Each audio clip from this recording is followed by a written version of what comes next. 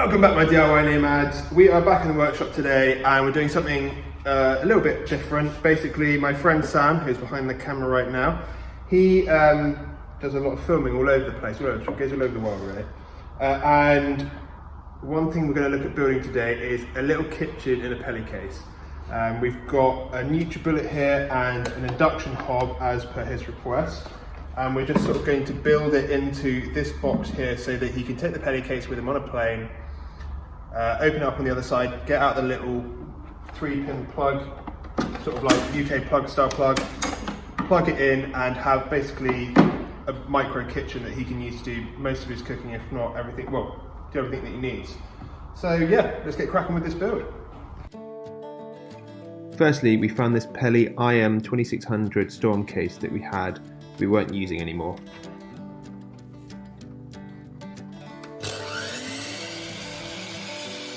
The induction hob would sit on a piece of ply that would rest roughly near the top edge of the open Peli case, so we cut a bunch of battens ready for this to sit on.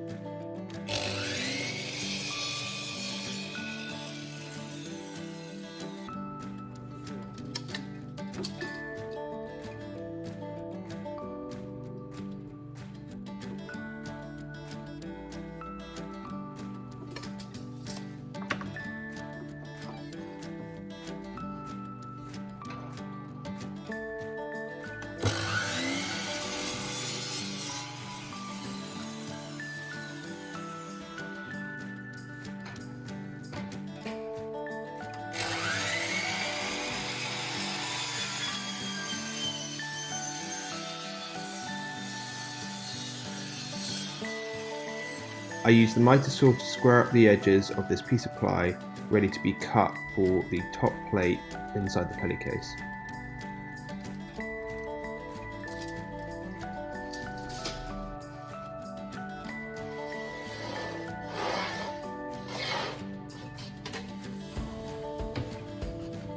We didn't need anything really thick, we just used 9mm ply, and then I ran it through the table saw to get a nice clean straight edge.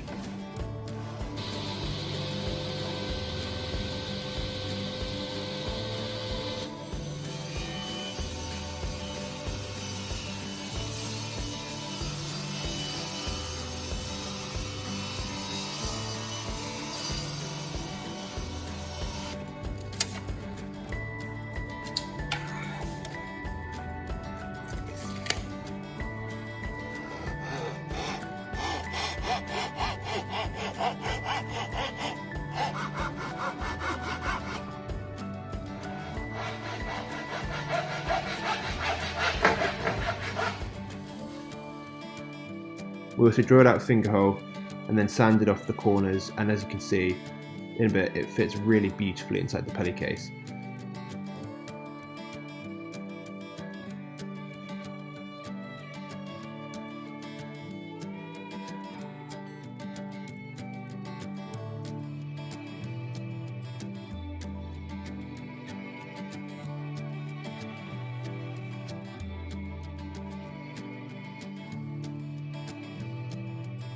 Now we just needed something for this top piece of ply to sit on, so we took the battens that we cut earlier and we scribed a line on the inside to where we need to stick them so that the top panel, the top piece of ply, would sit flush with the top edge of the Peli case. We used 2-part epoxy resin and then clamped the pieces in place.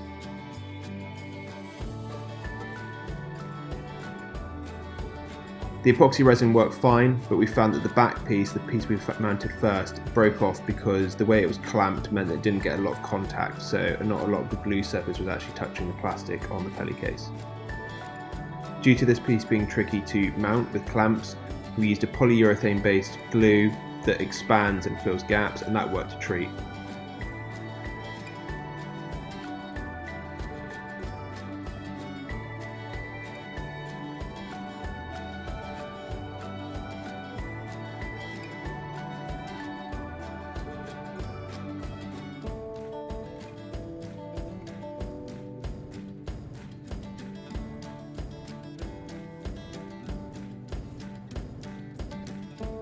I made sure to scrape off any excess glue.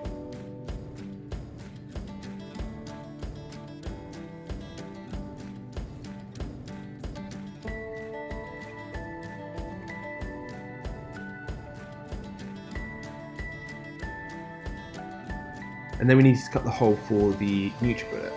So we took the top piece of ply and I taped up a curve on it and we cut it out with a jigsaw.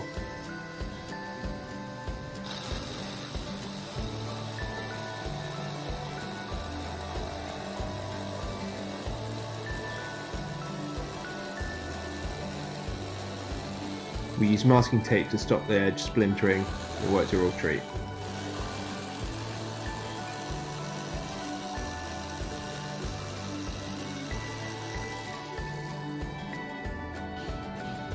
Next we needed power into the box, so we took our extension cable that we bought, I cut the cable, shortened it, and put terminals on the ends so we could attach it to our new 3-pin connector.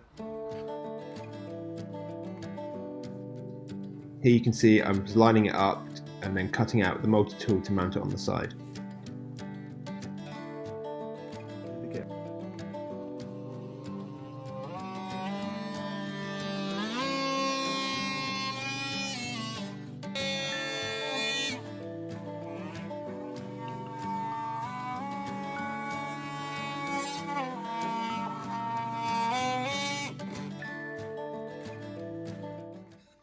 We should make a YouTube video of making a song with a multi-tool.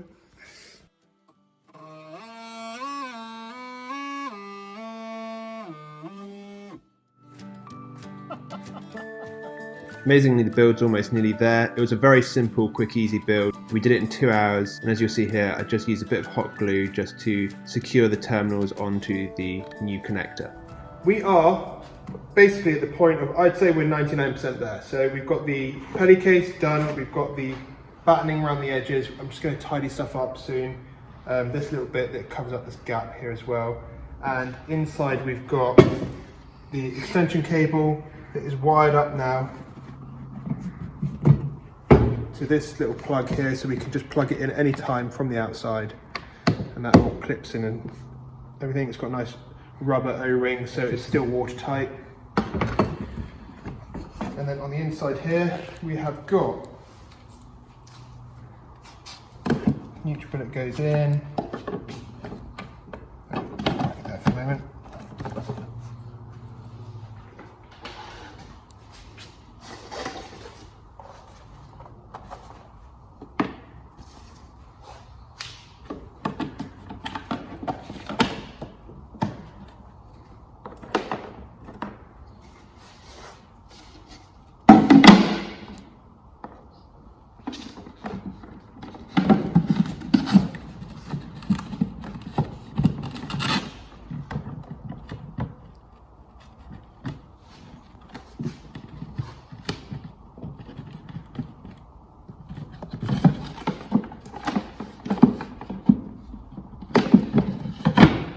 There we go. Still closes, but now that this is Velcro down, we can lift this up and get underneath. So there's plenty of space to put in all your everything that you would need to take with you. Got a little pan as well.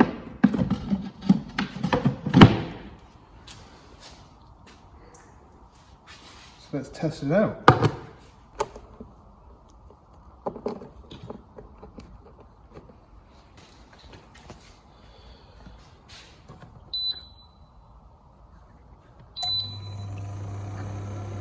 Oh,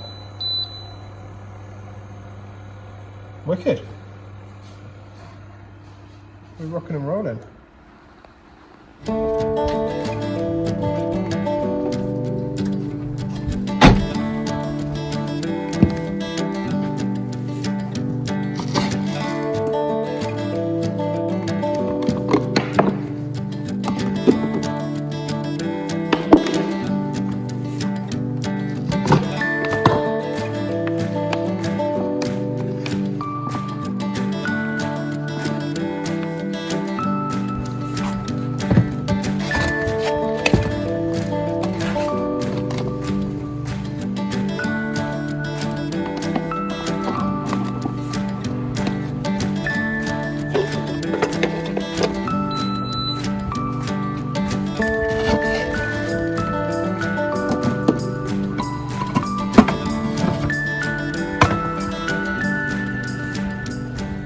Well guys, we finished building it and it's absolutely awesome. We've got a little NutriBullet to make smoothies and other random stuff, and even, you know, maybe blend up some herbs and spices.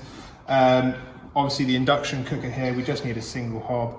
And you've even added a little bit of this LED strip. We haven't put it in very neatly right now because this LED strip is one of the colors isn't working, but we're going to get a replacement kit, run this cable all the way to the inside so all this circuitry is hidden. But for the moment, it works, and it works really well. It works and it works really well, but we've got loads of storage underneath. Even with these two bits in there, we've probably only taken up about half the space underneath, so you could fit tons of stuff in there, like emergency little rations and anything like that. This little LED power supply on the side, that's too bulky. This is the only one we had lying around in the workshop, so that's going to get smaller as well. But there's only going to be a few tweaks done on the lighting side, but everything else works amazingly. And it does look really sleek.